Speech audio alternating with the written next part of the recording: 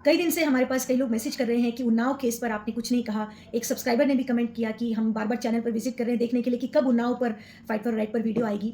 तो हमने वीडियो इसलिए नहीं बनाई थी क्योंकि एक तो हमारे पास पूरी जजमेंट भी नहीं थी, केस के सारे पेपर्स नहीं थे। तो जब तक पूरे केस के पेपर्स हम देख नहीं लेते हैं तब तक हम उस पर नहीं बोलते हैं। जैसे कि आसाराम बापू के भी केस में हमने तभी बोला जब हमारे पास सारे केस पेपर्स आ गए थे।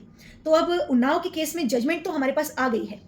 133 पेजेस की ट्रायल कोर्ट की जजमेंट है जिसमें कि कुलदीप सिंह सेंगर को कन्विक्शन हुई है, लेकिन केस के सारे पेपर्स नहीं हैं। जैसे कि चीफ एग्जामिनेशन, क्रॉस एग्जामिनेशन होते हैं विटनेसेस के, वो नहीं आए हैं। तो जजमेंट के हिसाब से जो हमने स्टडी किया है तो जजमेंट में बहुत सारी प्रॉब्लमेटिक चीज़ें हैं। देखिए, रेप के केसेस बहुत सेंसिटिव केसेस होते हैं और इन क्राइम्स को, इनकी सजाओं को स्ट्रिक्ट और स्ट्रिंजेंट इसीलिए बनाया गया ताकि ऐसे क्रिमिनल्स जो कि ऐसे गलत क्राइम करते हैं उनको अच्छे से सजा मिले और ऐसे क्राइम्स हमारे देश से कम हो। आए दिन इतने केसेस आते हैं, रेप केसेस आते हैं जिसमें कि छोटी छोटी बच्चियों के साथ इतना अपराध बढ़ रहा है और ऐसे अपराधियों को डर नहीं आ रहा था। इसीलिए इन क्राइम्स की सजाओं को स्ट्रिक्ट बनाया गया। लेकिन इसमें भी कोई दो राय नहीं है कि इन लॉज का भी मिसयूज होता है और इसीलिए बहुत ध्यान से किसी भी केस में किसी भी जज ने जजमेंट करनी चाहिए। और जजमेंट देते समय जज ने कभी भी ये नहीं देखना है कि उनके सामने कौन व्यक्ति खड़ा है। और यही बात हमने 2023 में जब आसाराम बापू के अहमदाबाद की जजमेंट के बारे में वीडियो रिलीज करी थी, उसमें हमने ये बात बोली थी क्योंकि उस केस में जज ने इस बात पर नहीं जजमेंट करी कि केस के फैक्ट्स क्या हैं, उसको ठीक से नहीं देखा। इतनी सारी कमियां करी जजमेंट में। हम जजमेंट को क्रिटिसाइज कर सकते हैं, जज को नहीं, तो जजमेंट को ही हम क्रिटिसाइज करे थे, आज भी वही करेंगे। तो उस जजमेंट में अहमदाबाद की कोर्ट ने कहा कि 12 साल बाद एक लड़की ने आकर आसाराम बापू के ऊपर एलिगेशन लगाए, 12 साल बाद, जिसमें कोई डेट भी फिक्स नहीं, समय फिक्स नहीं।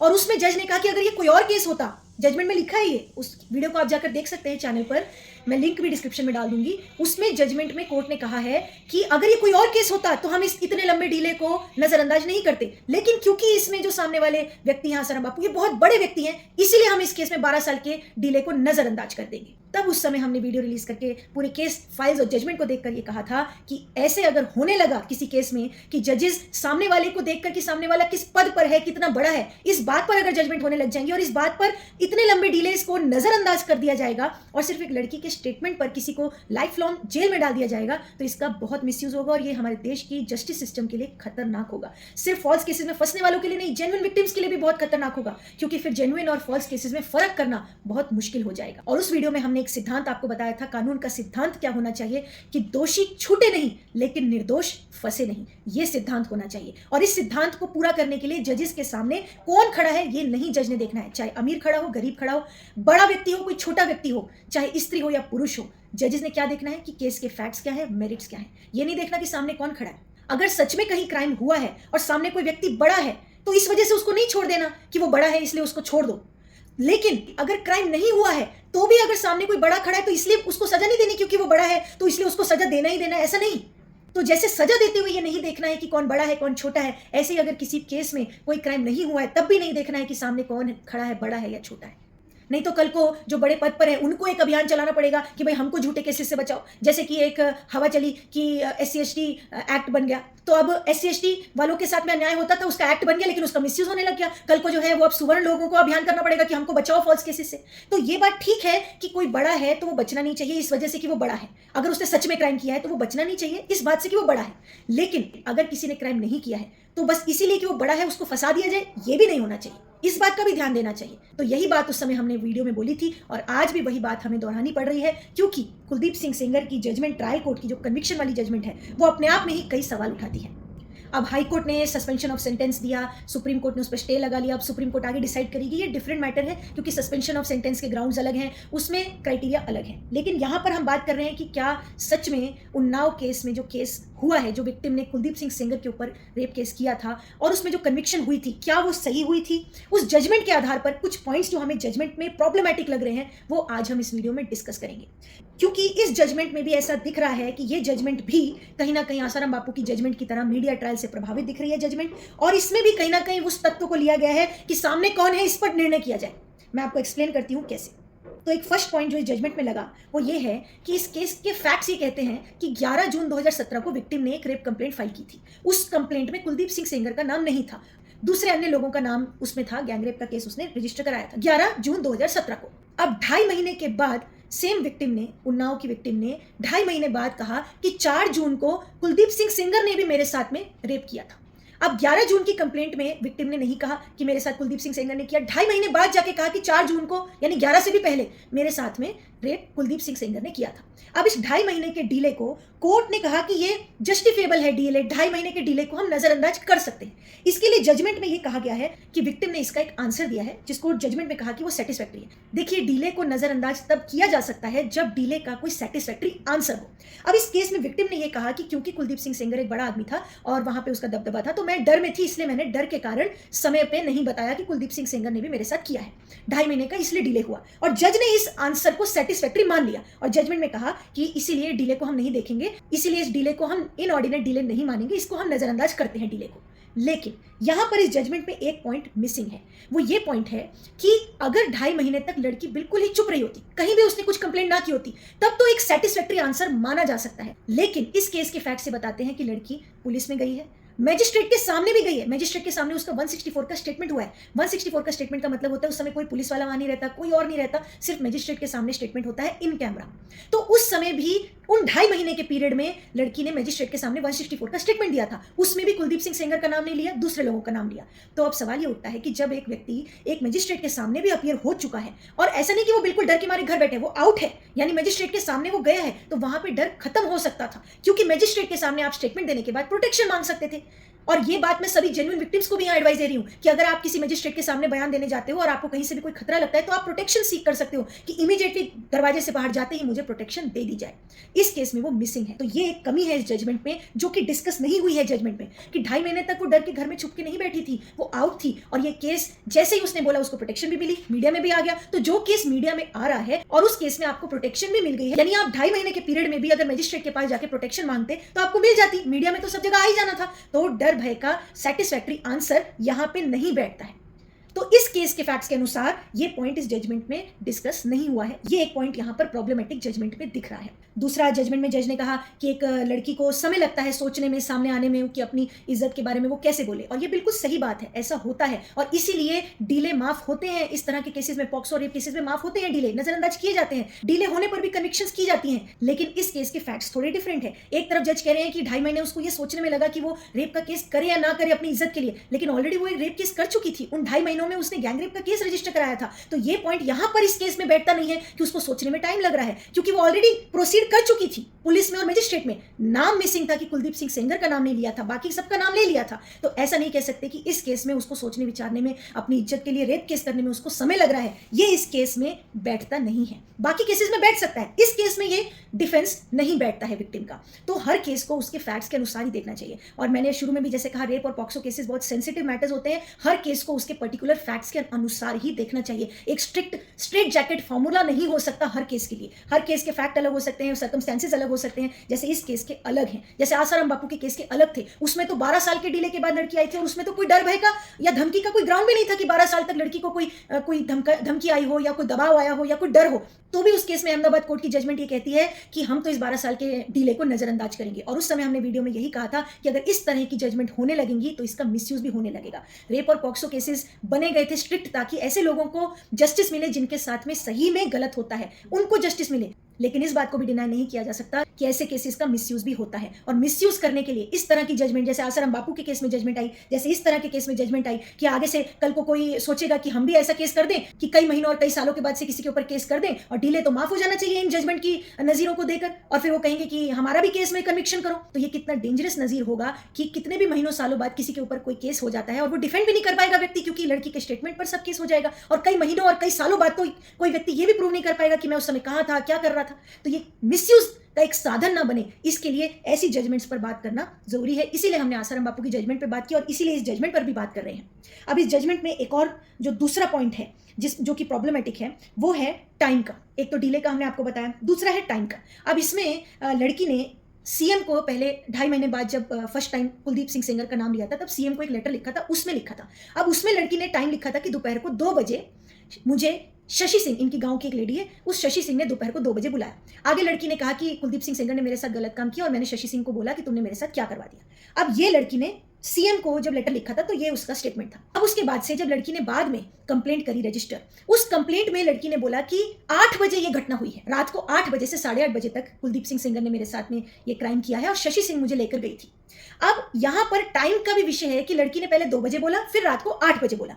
अब जजमेंट ये कहती है कि इस टाइम को भी हम नजरअंदाज कर देंगे, क्योंकि टाइम, ठीक है, एक बात तो चलो हम भी मानते हैं कि समय नहीं देखना चाहिए, रेप केसेस में ट्रॉमा होता है। जेन्युइन विक्टिम्स की मैं बात कर रही हूँ, जेन्युइन केसेस में टाइम कोई भी विक्टिम याद नहीं रख सकती कि एग्जैक्ट समय क्या था। लेकिन यहाँ पर टाइम ऐसा नहीं है कि 5, 6, 7, 8 का फर्क है, कि 5 बजे या 7 बजे का फर्क है। यहाँ पे दिन और रात का फर्क है। 2 बजे दिन होता है और 8 बजे रात होती है। अब इतना बड़ा फर्क, कि इतना तो कोई याद रख ही सकता है कि दिन में हुआ था कि रात में हुआ था, इतना बड़ा फर्क तो नहीं हो सकता। लेकिन जजमेंट क्या कह रही है? जजमेंट कह रही है कि लड़की से क्रॉस एग्जामिनेशन में ये पूछा गया कि तुमने एक बार 2 बजे कहा, फिर बाद में 8 बजे कहा, तो ये कॉन्ट्रडिक्शन है, इसका क्या जवाब है? तो लड़की ने क्रॉस में ये बोला कि जब मैंने सीएम को लेटर लिखा था उसमें ये कहा था कि 2 बजे भी शशि सिंह मुझे लेने आई थी, पर तब मैं गई नहीं थी, बाद में फिर 8 बजे लेने आई, तब मैं गई। तो ये आंसर लड़की ने क्रॉस एग्जामिनेशन में दिया है। अब ये इंप्रूवमेंट है जो कि क्रॉस एग्जामिनेशन में लड़की ने किया है, एक जवाब देने की, एक आंसर देने की कोशिश की है, और जजमेंट में जो जज ने लिखा है, जज ने इसको एक्सेप्ट कर लिया है। मतलब इसका एक्सप्लेनेशन नहीं किया कि क्यों मैं एक्सेप्ट कर रहा हूं, बस एक्सेप्ट कर लिया है। कोर्ट ने कहा कि इंप्रूवमेंट्स होती हैं केसेस में, लेकिन हर इंप्रूवमेंट को हम इतना क्रूशल नहीं मान सकते, इतना ही लिखा है। डिटेल इस पर डिस्कशन नहीं किया कि भाई आप ऐसा क्यों, उसके इस आंसर को आप सेटिस्फैक्ट्री क्यों मान रहे हो।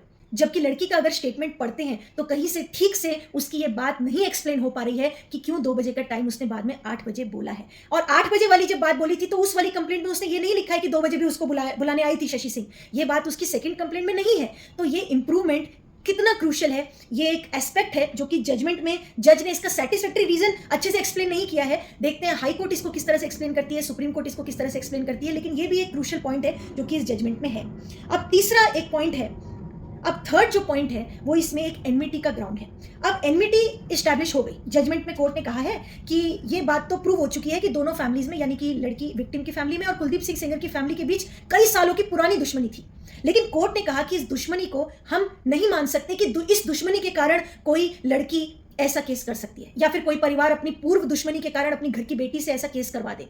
हालांकि ये बात एक दृष्टि से रेप केसेस के लिए, पॉक्सो केसेस के लिए हम भी मानते हैं कि ठीक बात है कि चाहे कितनी भी बड़ी दुश्मनी हो, रेप केस कोई झूठा अपनी बेटी से नहीं लगवा सकता, हम भी ये बात कहते हैं। लेकिन वही बात आ गई, स्ट्रेट जैकेट फॉर्मूला हर केस में फॉलो नहीं हो सकता। अब इस केस में ठीक है, दुश्मनी के नाते आप ये मत मानो कि उसने दुश्मनी के नाते रेप केस किया होगा, लेकिन दुश्मनी तो इस्टेब्लिश हो गई।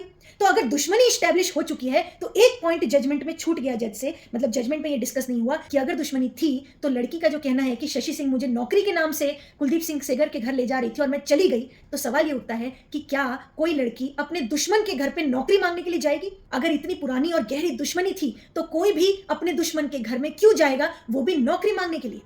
तो ये एक एस्पेक्ट है जो कि जजमेंट में मिस हुआ है। अगर कहीं क्रॉस एग्जामिनेशन में हुआ हो तो अलग बात है, वो केस पेपर्स देखने के बाद पता चल सकता है, लेकिन जजमेंट में कहीं ये पॉइंट डिस्कस नहीं हुआ है कि अगर दुश्मनी थी तो लड़की क्यों गई उस घर में। और ये पॉइंट इनप्रोबेबिलिटी के ऊपर भी डायरेक्ट करता है, यानी कि संभवता के ऊपर, कि क्या ये संभव है कि कोई अपने दुश्मन के घर जॉब मांगने के लिए जाएगा, नौकरी मांगने के लिए जाएगा ही नहीं। ये एक बड़ा सवाल है जो कि यहाँ जजमेंट में प्रॉब्लमेटिक है। अब एक फोर्थ पॉइंट है, एक प्ली ऑफ एलिबी लिया है। अब एक फोर्थ पॉइंट है प्ली ऑफ एलाइबाई का।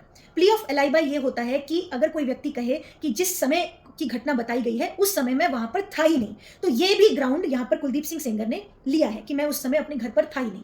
अब इसके लिए उसने अपना सीडीआर भी शो किया है और उसने अपना कुछ डिफेंस विटनेसेस भी शो किए हैं जो कि उसके साथ रहते थे, जिन्होंने आकर कहा कि भाई हम तो इनके साथ थे, ये घर पर नहीं थे, यहाँ थे, जो भी जजमेंट में बताया गया कि वो कहाँ थे। अब सीडीआर के लिए भी कोर्ट ने जजमेंट में कहा है कि हम ये नहीं मान सकते कि ये जो फोन है ये कुलदीप सेंगर ही यूज कर रहा था, हो सकता है कि उसका कोई साथीदार यूज कर रहा हो। ऐसे प्रिजम्पशन क्यों लिया है कोर्ट ने, इस बात का कोई सेटिस्फैक्टरी आंसर नहीं दिया जजमेंट में। और एक स्ट्रेंज चीज कोर्ट ने ये कही है, कोर्ट ने कहा है जजमेंट में कि जो 2 साथ थे लोग जो डिफेंस विटनेसेस में आके कह रहे हैं कि कुलदीप सिंह सेंगर घर नहीं था, हमारे साथ था, तो कोर्ट कह रही है कि जब उनको क्रॉस में पूछा गया कि अच्छा 4 जून को तुम बता रहे हो कि तुम कहां थे, 3 जून और 5 जून का जब उनको सवाल पूछा गया क्रॉस में कि उस दिन वो कुलदीप सिंह सेंगर कहां था, तो वो जवाब नहीं दे पाए। तो कोर्ट कह रही है इस जजमेंट में कि इसीलिए ये विश्वसनीय नहीं है, क्योंकि ये सिर्फ 4 तारीख का जवाब दे रहे हैं कि कुलदीप सिंह सेंगर कहां था, 3 तारीख और 5 तारीख का जवाब नहीं दे रहे। तो कोर्ट कह रही है कि इसीलिए हमें लगता है कि ये तो रट्टा लगा के आए हैं 4 तारीख के लिए कि इनको यही बोलना है। अब यहां भी ये जजमेंट एक प्रॉब्लमेटिक इशू क्रिएट कर रही है, क्योंकि देखिए जिस दिन का आरोप लगेगा पता चल गया कि भाई 4 जून का केस है, 4 जून का आरोप लगाया गया है, तो जो साथ में रहने वाले लोग थे, अब जिस दिन से क्राइम रजिस्टर हुआ वो 4 तारीख को ही तो याद रखेंगे ना। अब 2019 में ट्रायल हुआ तो वो 4 तारीख का ही याद रखेंगे कि मुझे तो 4 तारीख की घटना हुई थी, उस पर आरोप लगाए, 4 तारीख का ही वो रिमाइंड रखेंगे, बाकी दिन का कोई रिमाइंड क्यों रखेगा? ये भी एक जजमेंट में बड़ा फ्लॉ है। ऐसे तो हर व्यक्ति अपना पूरे साल का हर दिन का रिकॉर्ड याद रखेगा कि मैं किस दिन कहाँ था, ताकि किसी दिन कोई कोर्ट में मुझे बुला लेगा तो मैं हर दिन का रिकॉर्ड दे पाऊं।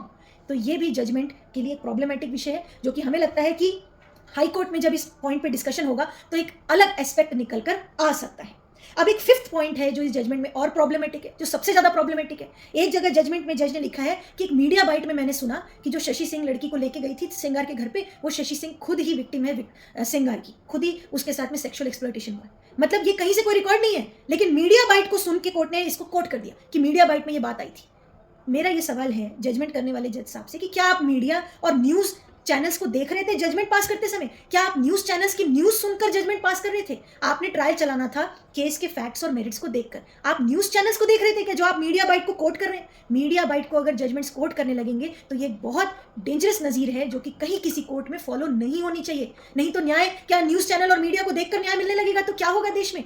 प्रज्ञा सिंह ठाकुर और कर्नल पुरोहित के केस में अगर मीडिया ट्रायल को देखकर चले होता तो आज उनकी एक्विटल ही नहीं होती, क्योंकि मीडिया ने तो उनको घोषित कर दिया था कि वो तो आतंकवादी है, लेकिन कोर्ट ने उनको बाइज्जत बरी किया है। तो मीडिया ट्रायल को देखकर किसी भी कोर्ट ने निर्णय नहीं देना होता, लेकिन इस जजमेंट में मीडिया बाइट को कोट किया गया है, स्पेसिफिकली कोट किया गया। तो ये एक प्रॉब्लमेटिक इशू है इस जजमेंट में। तो ये कुछ 5 पॉइंट्स हमने आपको इस जजमेंट में से बताए हैं। बहुत सारे और भी एस्पेक्ट्स हो सकते हैं, लेकिन उनको हम टच इसलिए नहीं कर रहे क्योंकि वो क्रॉस एग्जामिनेशन के पेपर्स अगर हमारे पास होते तो हम और स्टडी करके आपको बता पाते। लेकिन ट्रायल कोर्ट की जजमेंट को देखते हुए जो चीज़ें सामने गलत दिख रही हैं, जो कि केस में हमें लगता है कि कन्विक्शन को हिट करती हैं, जो कि कन्विक्शन को चैलेंज करने के लिए पॉइंट्स बनते हैं, वो हमें यहाँ पर दिख रहे हैं। देखिए, पॉक्सो और रेप केसेस बहुत सेंसिटिव मामले होते हैं। किसी लड़की के साथ गलत करना उसके लिए मर्डर से भी बड़ा क्राइम होता है, मृत्यु से भी बड़ा उसके लिए आघात होता है। तो ऐसे केसेस में अपराधियों को कड़ी से कड़ी सजा मिलनी चाहिए। लेकिन अगर इन लॉज का मिसयूज होने लगेगा तो वो भी बहुत ज्यादा डेंजरस बात है, क्योंकि ऐसे केसेस में लड़की के सिर्फ स्टेटमेंट पर सामने वाले को कन्विक्शन हो सकती है और उसकी लाइफ लॉन्ग उसको जेल में रहना पड़ सकता है। तो अगर किसी को लाइफ लॉन्ग जेल में भेजने की ताकत है किसी लॉ में, तो उसका मिसयूज नहीं होना चाहिए। अगर आपने हमारी वो 2023 वाली वीडियो नहीं देखी है जो हमने अहमदाबाद के जजमेंट पे बनाई थी, तो उसका लिंक हम यहाँ नीचे डिस्क्रिप्शन में लगा देते हैं, आप वहां से देख सकते हैं, या फिर आप कहेंगे तो उसको हम दोबारा अपलोड कर देंगे, ताकि आप उस जजमेंट को भी देखकर समझें कि कानून स्ट्रिक्ट चाहिए रेप केसेस में, लेकिन उसका मिसयूज भी नहीं होना चाहिए। क्यों नहीं होना चाहिए और कैसे नहीं होना चाहिए, उस वीडियो में हमने और डिटेल में बात की है।